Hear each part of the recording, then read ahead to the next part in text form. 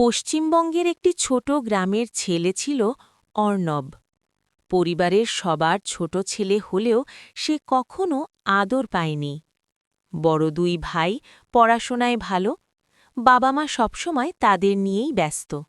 অর্ণব একটু চুপচাপ স্বভাবের ছিল বলে সবাই ভাবত সে কিছুই করতে পারবে না।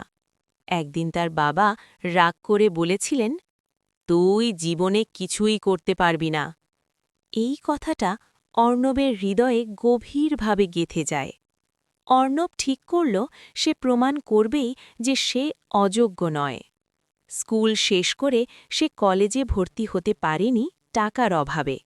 তাই সে স্থানীয় বাজারে ছোট একটি মোবাইল রিপেয়ারের দোকানে কাজ শুরু করল। দিনভর কাজ, রাতে ইউটিউব দেখে নতুন নতুন স্কিল শিখত। ধীরে ধীরে সে মোবাইল মেরামতের পাশাপাশি অনলাইনে পণ্য বিক্রির কৌশলও শিখে ফেলল। কিছু টাকা জমিয়ে সে নিজের একটি ছোট দোকান ভাড়া নিল।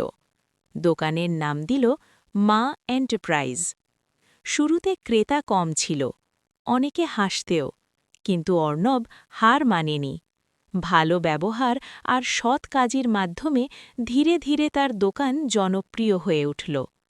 কয়েক বছরের মধ্যে সে শুধু মোবাইল নয়, ইলেকট্রনিক্স সামগ্রী বিক্রির বড় ব্যবসা শুরু করল। পরে সে নিজের একটি কোম্পানি রেজিস্টার করল। আজ তার অধীনে কাজ করে ২৫ জন যুবক। একদিন সেই একই বাড়িতে বড় একটি গাড়ি নিয়ে সে ফিরল। বাবা অবাক হয়ে জিজ্ঞেস করলেন, তুই এত বড় ব্যবসা করলি কিভাবে? অর্ণব হাসল, বলল, আপনাদের অবহেলাই আমাকে শক্তি দিয়েছে বাবা। সেদিন পরিবার বুঝল, যাকে তারা অবহেলা করেছিল সেই ছেলে আজ পরিবারের গর্ব। অবহেলা কখনো দুর্বলতা নয়, সঠিক মনোবল আর পরিশ্রম থাকলে যে কেউ জীবনে বড় কিছু করতে পারে।